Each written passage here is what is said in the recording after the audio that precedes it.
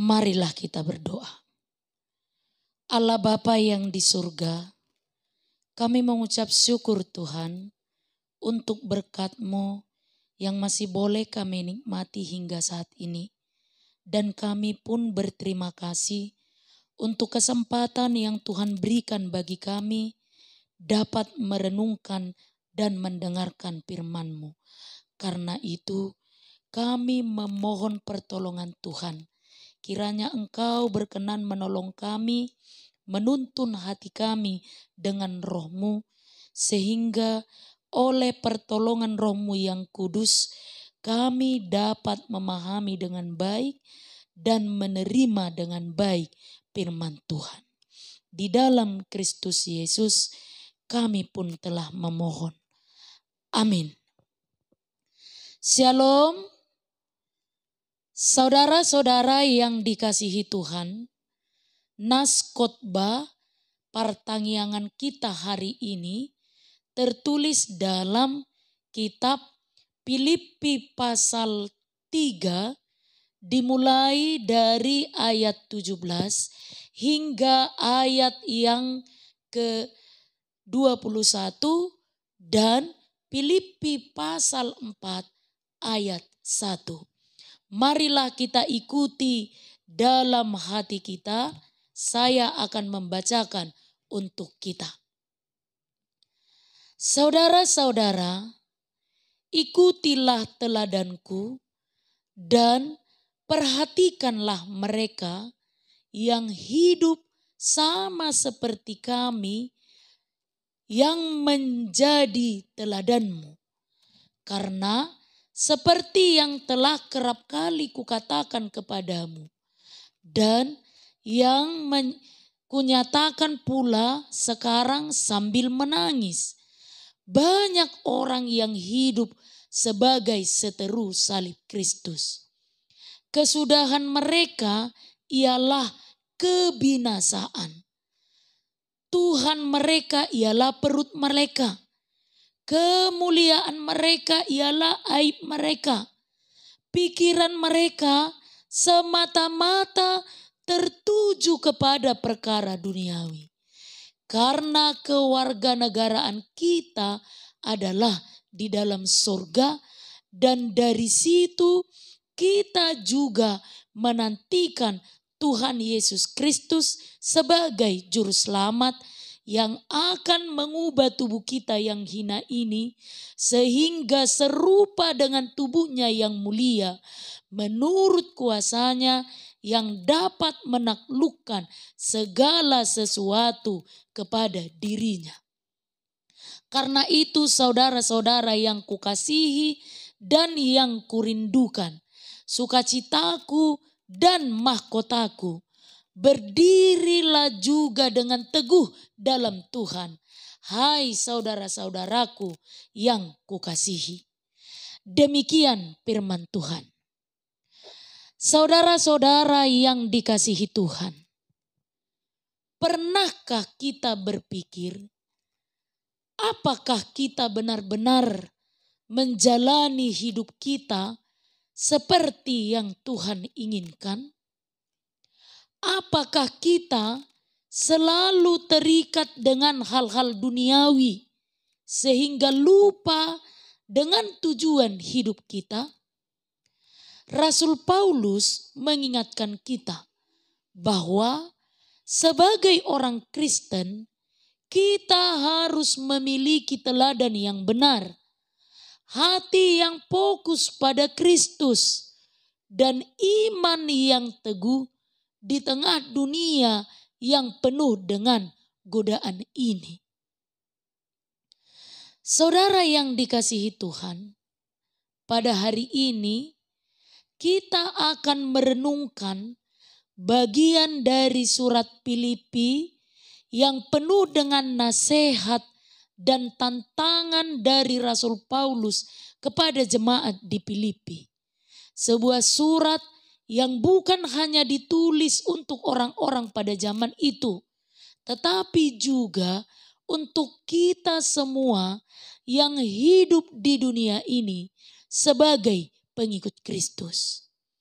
apa yang Paulus sampaikan dalam nas khotbah hari ini bukan sekedar petunjuk hidup yang baik, tetapi lebih dari itu adalah panggilan untuk hidup yang benar, hidup yang berfokus pada tujuan kekal sebagai anak-anak Allah.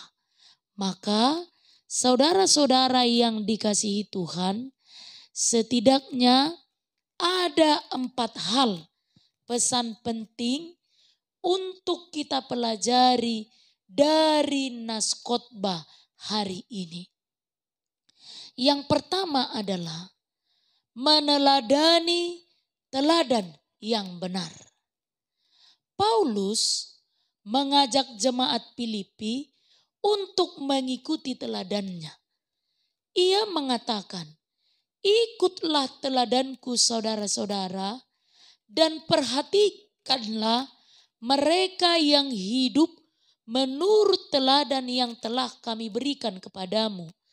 Sebagai orang Kristen, kita dipanggil untuk hidup sebagai saksi Kristus di dunia ini.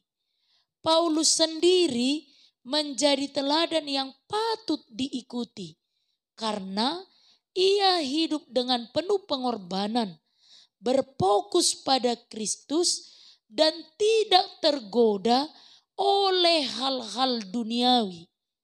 Ia tidak mencari kemuliaan diri atau kenyamanan pribadi, tetapi ia mencari Kristus sebagai segala-galanya dalam hidupnya. Maka pesan untuk kita renungkan adalah, apakah hidup kita mencerminkan teladan Kristus seperti yang ditunjukkan Paulus? Sudahkah kita memperlihatkan sikap yang benar sebagai pengikut Kristus di tengah-tengah dunia ini? Saudara yang dikasihi Tuhan, pelajaran penting yang kedua yang perlu kita perhatikan dari nas khotbah ini adalah hati-hati dengan panggilan dunia. Paulus juga memperingatkan kita agar berhati-hati dengan mereka yang hidup menurut hawa nafsu duniawi. Ia menyebut mereka sebagai musuh salib Kristus yang hidup hanya untuk kepuasan pribadi dan keuntungan duniawi. Mereka fokus pada apa yang sementara dan tidak memahami panggilan Kristus yang lebih tinggi. Dalam ayat 19 dikatakan, kesudahan mereka adalah kebinasaan. Tuhan mereka adalah perut mereka dan mereka memegahkan diri dalam kehinaan mereka karena mereka hanya memikirkan hal-hal duniawi. Lalu apakah yang mau dipesankan oleh ayat 19 ini untuk kita? Kita harus selalu memeriksa hidup kita dan memastikan bahwa kita tidak terjebak dalam kehidupan yang hanya mengejar kepuasan duniawi. Segala sesuatu yang kita miliki atau nikmati di dunia ini haruslah dilihat dalam perspektif kekekalan. Apakah kita hidup untuk memuliakan Tuhan ataukah kita hanya hidup untuk diri kita sendiri? Saudara-saudara yang dikasihi Tuhan, pelajaran yang ketiga adalah fokus pada tujuan kekal. Paulus mengingatkan kita bahwa sebagai orang Kristen, kita bukan warga negara dunia ini, melainkan warga negara surga. Itu sebabnya dalam ayat 20 dikatakan, tetapi kita ini warga negara surga. Dari situlah juga kita menantikan Tuhan kita, yaitu Yesus Kristus. Artinya kita harus hidup dengan kesadaran bahwa hidup ini sementara dan tujuan kita yang sejati adalah hidup yang kekal bersama Tuhan. Dengan hidup yang terfokus pada Kristus dan kerajaannya, kita akan menerima tubuh yang baru dan kemuliaan yang kekal. Segala penderitaan dan tantangan di dunia ini tidak sebanding dengan kemuliaan yang akan kita terima nanti. Lalu pelajaran yang terakhir, yaitu yang keempat, saudaraku yang terkasih, berdiri teguh dalam Tuhan. Tertulis dalam Filipi 4 ayat 1. Di ayat terakhir dari nas khotbah kita hari ini, Paulus memberikan nasihat yang sangat penting. Karena itu saudara-saudaraku yang kukasihi dan yang kuingini, berdirilah teguh dalam Tuhan. Hai saudara-saudaraku yang terkasih. Paulus mengingatkan kita untuk selalu berdiri teguh dalam iman kepada Tuhan. Tidak tergoyahkan oleh apapun yang ada di dunia ini. Artinya berdiri teguh dalam Tuhan berarti kita tidak hanya menjadi pendengar firman, tetapi juga menjadi pelaku firman. Kita dipanggil untuk tetap setia kepada Kristus dalam setiap keadaan, apapun tantangan yang kita hadapi. Sama seperti sebuah ilustrasi ini.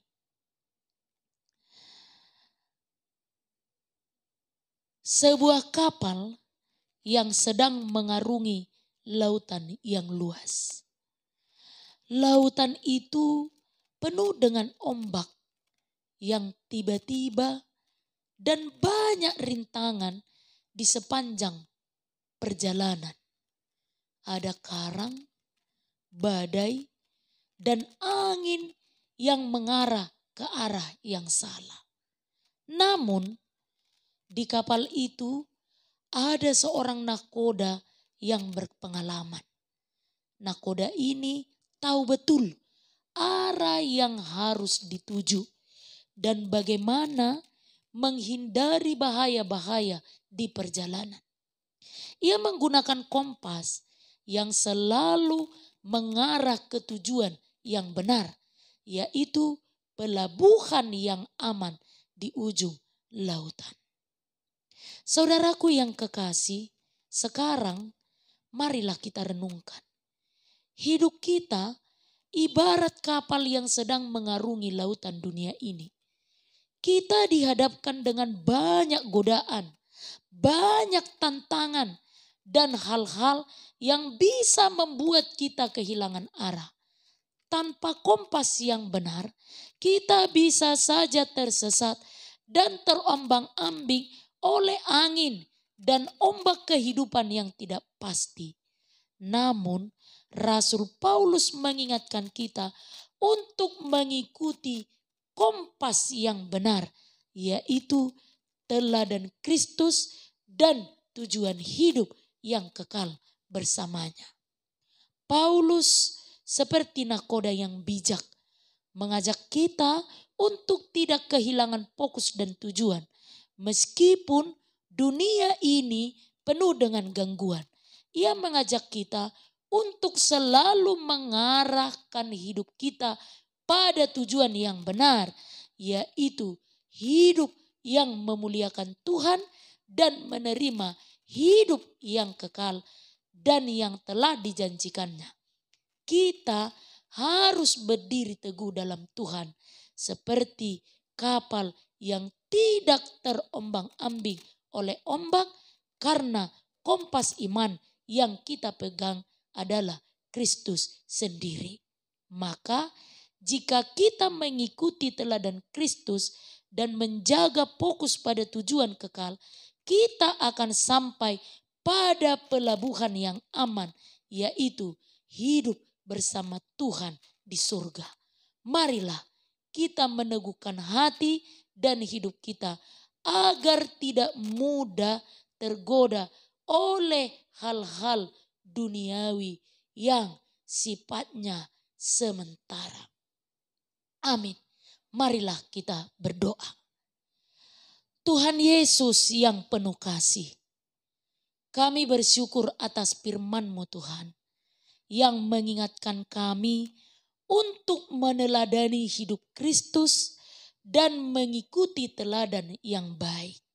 Karena itu kami memohon agar Engkau memberi kekuatan kepada kami untuk tetap teguh dalam iman, menjaga hati kami dari hal-hal yang duniawi dan selalu fokus pada tujuan hidup kami yang kekal bersama Tuhan. Di dalam Kristus Yesus, terimalah doa permohonan kami. Amin.